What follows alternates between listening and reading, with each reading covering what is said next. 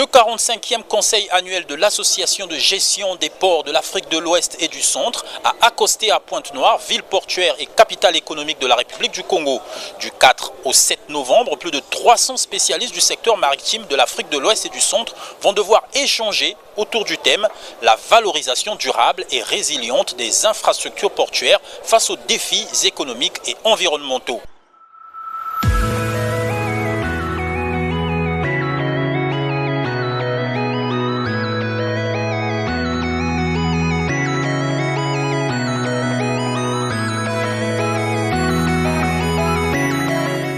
Mesdames, Messieurs, bienvenue dans ce grand format Afro-Entrepreneur, l'émission qui met en vitrine les entrepreneurs et les entreprises exerçant en Afrique. À l'occasion de ce 45e conseil annuel de l'Association de gestion des ports de l'Afrique de l'Ouest et du Centre, eh bien, nous sommes allés à la rencontre des entreprises qui ont exposé au sein de ce village d'exposition consacré à cet événement. Et parmi les entreprises invitées, partenaires à cet événement, figure Terrascom. Alors, Terrascom, dans quel secteur est-ce qu'ils exercent? Quelles sont les activités qu'ils ont déjà réalisées au sein de la République du Congo? Élément de réponse avec Madame Lançon Marie-Pierre, qui est chef de projet Terrascom. Et juste après, nous recevons également une autre de ses collègues qui viendra continuer la discussion avec nous. Mais avant tout, comme d'habitude, place à la rubrique lexique afin de découvrir les termes techniques réservés aux activités qui seront évoquées durant ce numéro.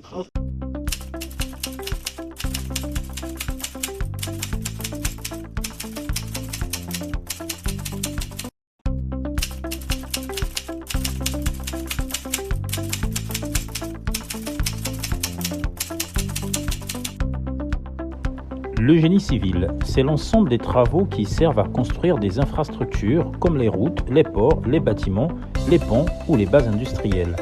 Exemple, construire un port ou une base pétrolière relève du génie civil. Terrassement, ce sont les travaux sur le sol avant une construction. Creuser, aplanir, enlever ou ajouter de la terre. Exemple, préparer le terrain avant de construire un quai ou une base logistique.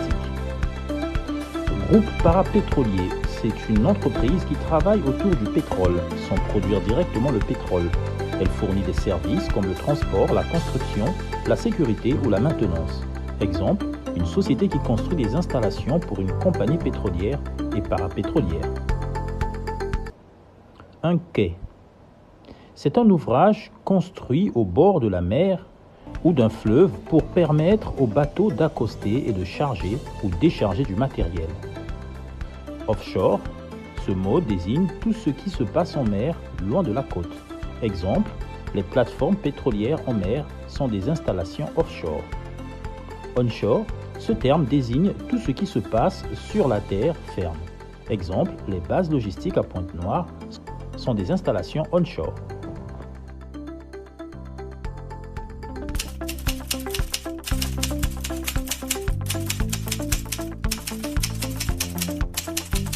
Alors, comme je vous le disais, nous recevons sur ce plateau Madame Lançon Marie-Pierre. Bonjour Madame Lançon Marie-Pierre. Bonjour. Comment vous allez? Ça va très bien, merci. Super. En tout cas, très heureux de vous recevoir ici. Pareillement. Nous sommes sur Afro-Entrepreneur. Sentez-vous libre, tranquille, relax. Alors, nous allons chercher à savoir Terrascom. Qu'est-ce que c'est Terrascom et depuis quand cette société a-t-elle été créée? Alors, Terrascom est dirigée par Monsieur Ali Atié et elle a été fondée en 2001. C'est une société congolaise. Une société congolaise, très bien, en 2001. Donc, ça fait déjà plusieurs années que vous êtes... C'est ça, elle est très bien, très ancrée dans le territoire. Elle a de nombreux partenaires et elle est reconnue dans la place aujourd'hui comme une société leader. D'accord.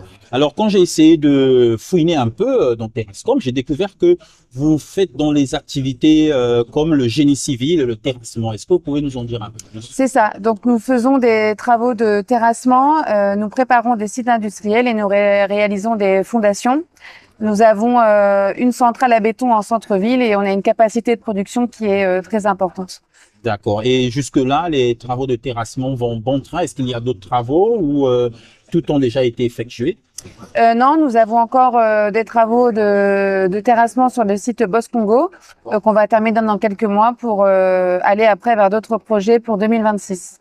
Donc, vous exercez aussi des travaux dans le secteur pétrolier? Tout à fait. Donc, nous sommes partenaires pour des groupes pétroliers, parapétroliers, pour la gestion, tout ce qui est logistique à quai et logistique portuaire. Et nous avons également un quai en centre-ville de Pointe-Noire de 170 mètres de long, qu'on peut voir sur les photos derrière. Et là, on propose de tous les services portuaires de logistique, comme du levage, etc., en ville.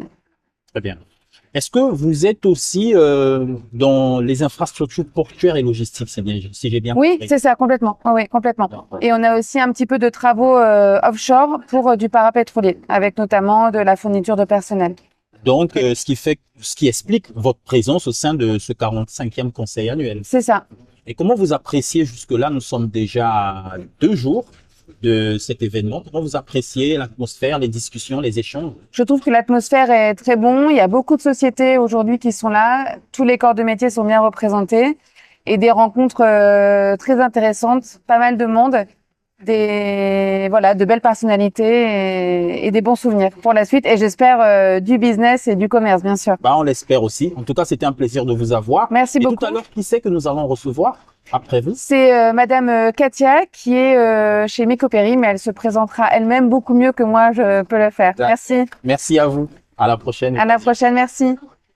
Messieurs, nous revenons sur ce plateau pour la suite de ce numéro grand format Afro-Entrepreneur, l'émission qui sert de vitrine aux entrepreneurs, mais aussi aux entreprises exerçant en Afrique. Après Madame Lançon Marie-Pierre, qui est chef de projet Terrascom, nous recevons sur ce plateau, sinon dans ce salon, Madame Katia Mbéry, qui est représentante locale de la société Micopéry. Bonjour Madame Katia Mbéry. Bonjour. Comment vous allez? Très bien. Et vous-même? Ça va très bien, merci. Alors tout à l'heure, Madame Lançon n'a pas voulu vous présenter. Elle a dit que vous allez le faire vous-même de façon magistrale. Alors je vous laisse la parole. Merci déjà pour cette plateforme que vous m'offrez. Donc je suis Katia Mbéry, représentante de la société Micopéry, Micopéry SPA, qui est une entreprise basée en Italie, à Ravenne, spécialisée donc dans la pose de pipeline, dans l'installation de plateformes, dans l'installation de matériaux, de gros matériaux en mer.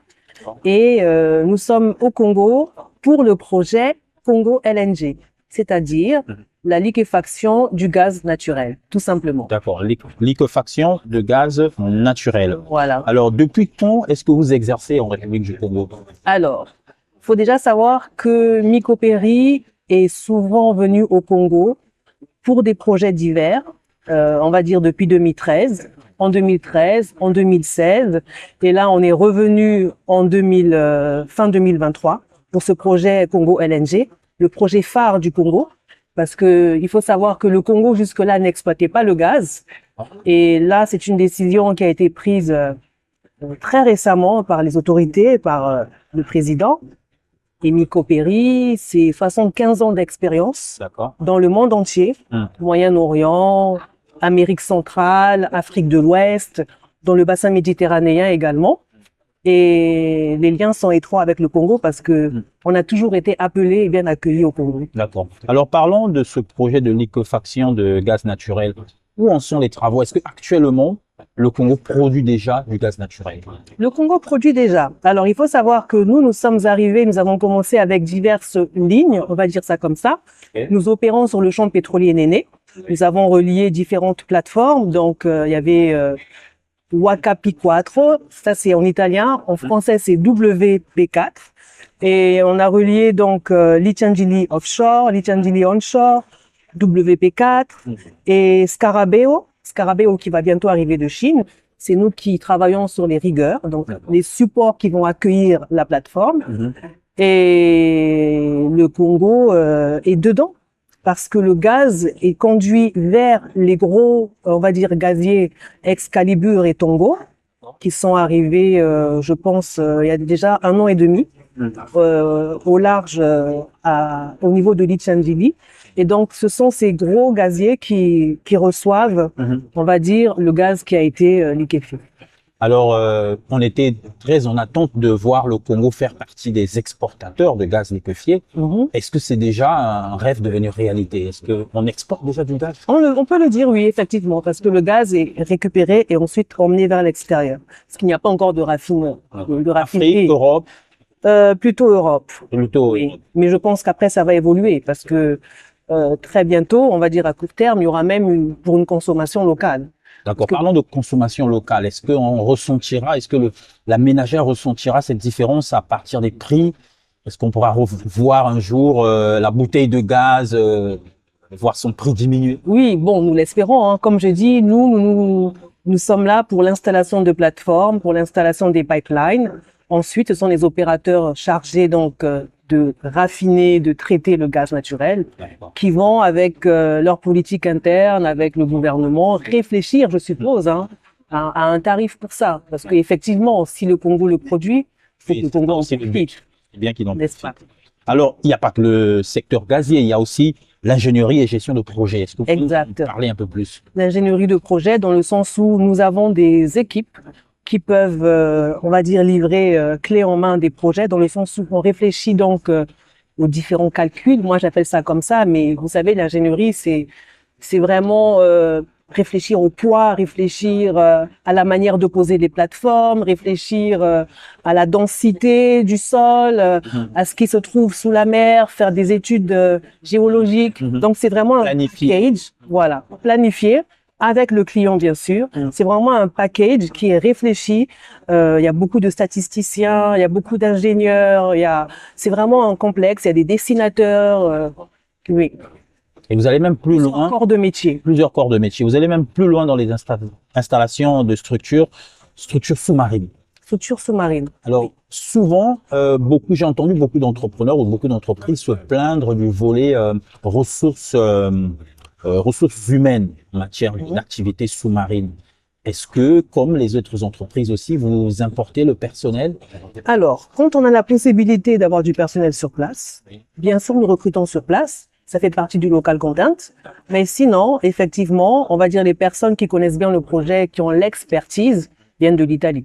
Et après, dès que possible, on fait un partage d'expérience en prenant les ressources ici au Congo. Par exemple, faire un arrêt d'une plateforme et, la démanteler peut-être pas, mais en tout cas, faire en sorte qu'elle ne soit plus active et qu'elle ne représente pas un danger pour l'environnement. On fait appel à Nicopéry. Alors, quelle appréciation portez-vous sur ce 45e conseil annuel de la GFAOC? On va dire que c'était ma première édition, donc je découvre beaucoup de choses. Et effectivement, nous pouvons être impactés parce que nous faisons venir le matériel. Quand on installe, on fait d'abord le transport.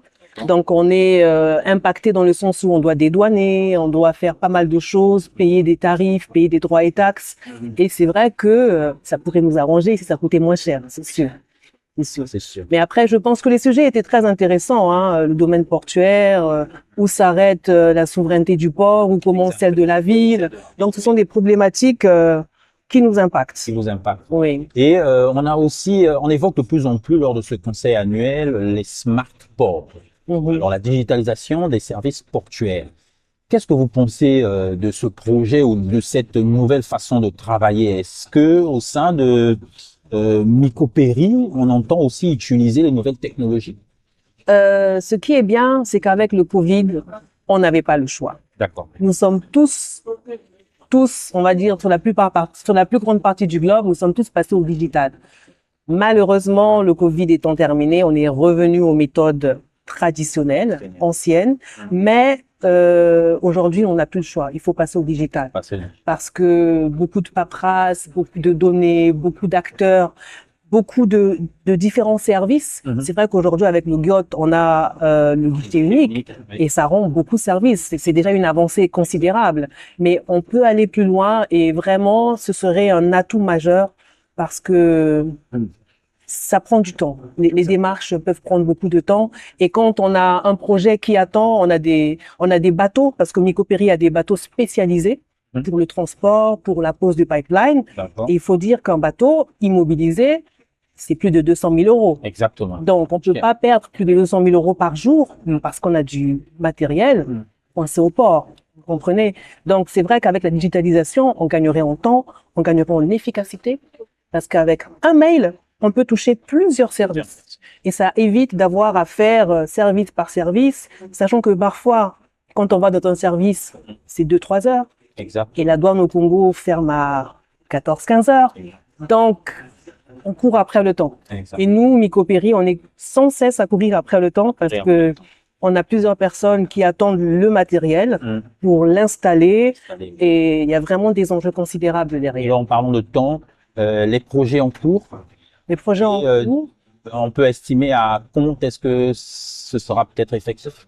Alors, on a fait déjà différents projets. Oui. On a déjà relié, donc comme je disais, différentes plateformes, Licangili Offshore, Licangili Onshore. Là, on est en train de préparer l'arrivée de Scarabeo. On a travaillé sur les rigueurs.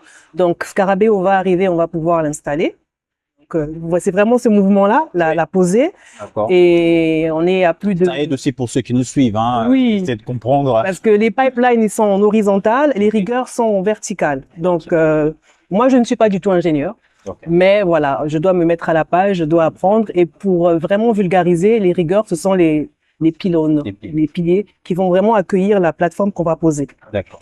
Et ça, c'est, on va dire, déjà le 3e projet que nous faisons ici depuis 2024. Donc, on n'arrête pas. On est à plus de 150 kilomètres de pipeline. Donc, imaginez-vous, votre stylo, imaginez-vous que le pipeline, il est tiré, c'est le terme qu'on utilise, il est tiré du bateau.